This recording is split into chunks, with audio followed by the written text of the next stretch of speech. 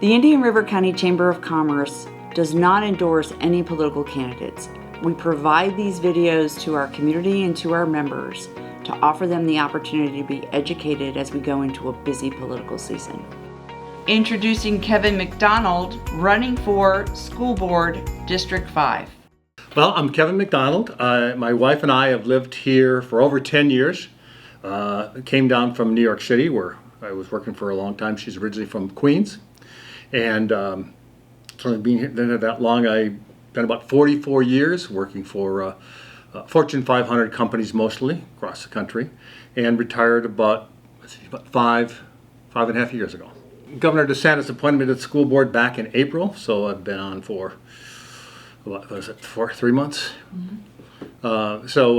We had a few meetings and gotten familiar with the schools. Got a chance to spend time with Dr. Moore. There again today. We have weekly meetings, and so I'm getting quite acclimated to the specifics of the school district and the people that we're working with. Well, my qualifications primarily are I spent 7 years on a school board while I was in New York. I was treasurer of that school for 2 years, and then I was president and chairman for 5 years. So I have a lot of experience with the school. That was a private classical school in New York. So I have some experience with classical education as well. In addition to that, I had a lot of experience with other committees and kinds of things. Was the chairman of the elder board at our church, and in relationship with the church, got deeply involved with their oversight organization, was the chair of the rules committee, and was on several other committees. So have a lot of experience working with a group, and committee work is very different than other kinds of work, because you have to work and be in combination with people and find some common ground. And oftentimes it was people who saw things differently and did things differently than I do.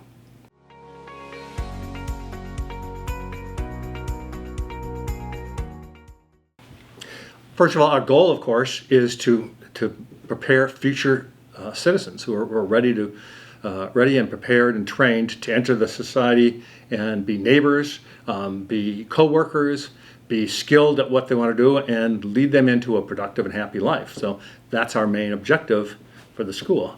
One of our challenges is that we've become a competitive situation. We no longer have really a monopoly with the voucher system. Parents can go to various options, including homeschooling. So in order to compete, we have to become the best choice for most of them. Not necessarily all. There are people who will still want to go to a Catholic school or something. But for those who want a good education, a public education, we need to be excellent and make that their best choice. So that's a challenge. That means changing the way that our organization thinks and approaches things. So that's a big factor. Reflective mostly is our test results.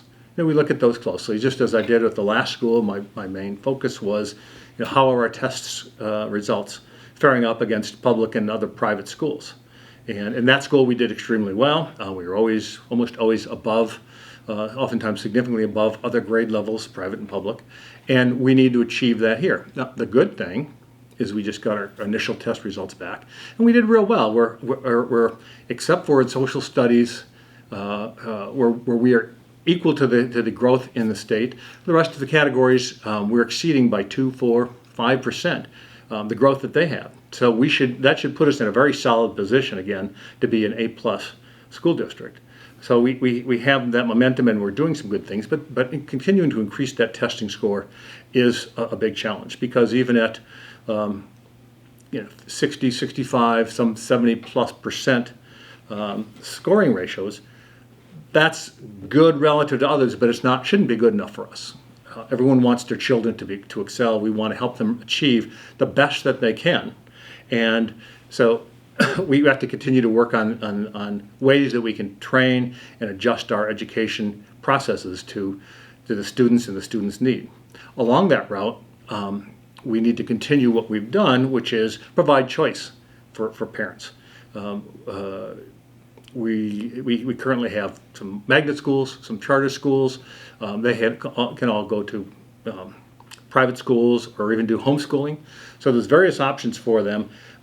We need to adapt to that And one of the ways that I think we can do that would be with a classical school as a magnet school.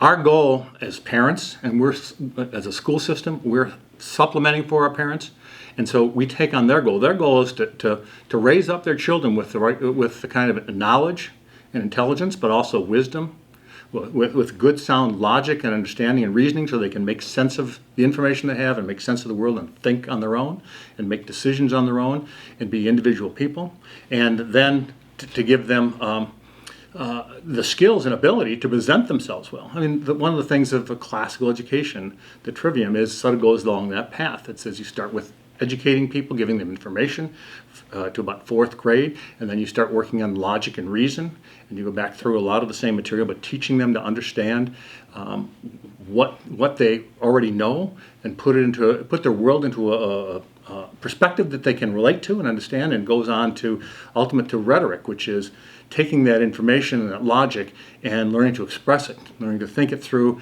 and really developing them as a full person. Along the way, that develops virtue, and that's one of the goals of classical education, is to develop virtue as well as a lot of skills. So I think those are things that are good for every student. We want to have, parents want, and we want as taxpayers and as neighbors, we want those students to come out talented, prepared, ready to take on various positions, various jobs and tasks in their life, hopefully preparing a lot of them to remain in the Indian River County area and have jobs that fit this area. A lot of them probably don't want to leave if they don't have to. So not everybody is suited for a corporate job in New York City. Trust me, you don't want to be there. But I think that it's important to try and fit our education to the student, and to really be cognizant of what our parents would want for those children. Each child's different, and therefore we need to be sensitive to and take a different approach to each of the children, each of their needs, and how each of them happens to learn a little better than others. So the job of the school board is really threefold. First of all, you have to select the superintendent.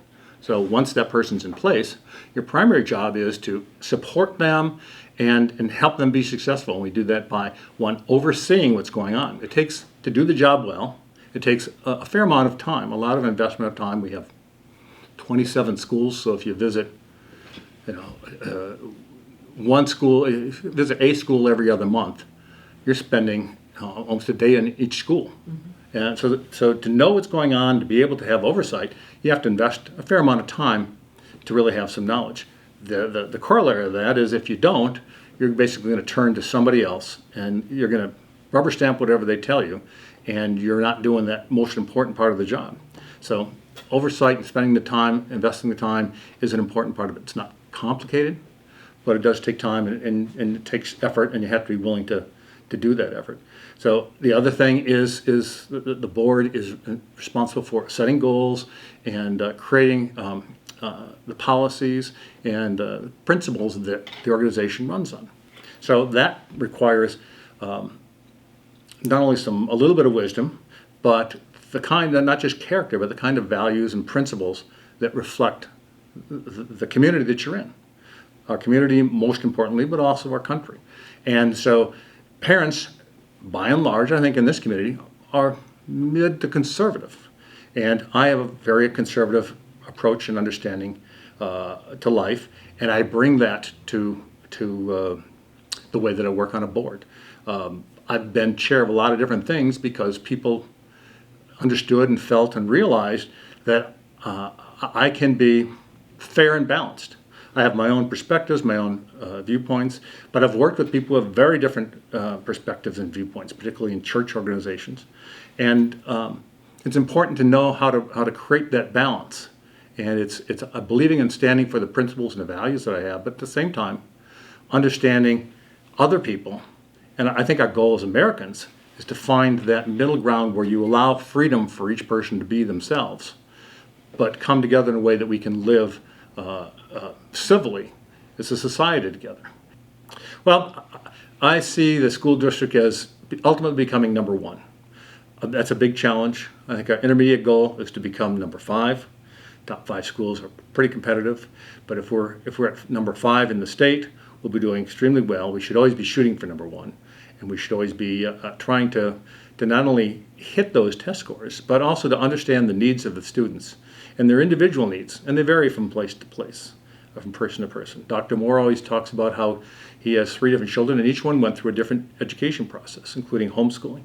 So what's good for one child may not work for the next child. So having choices and giving parents choices to be able to say, this child I think needs this, I think is real important to bring out the best in each of those children. And in an area like Vero Beach, where we don't have a lot of big corporation buildings, we do want to have our children trained to go on to college and advanced degrees, but that's not for everybody else. So we need to also be attuned to what the kind of future career and life and jobs that people would like to have, and try and acclimate our education to that.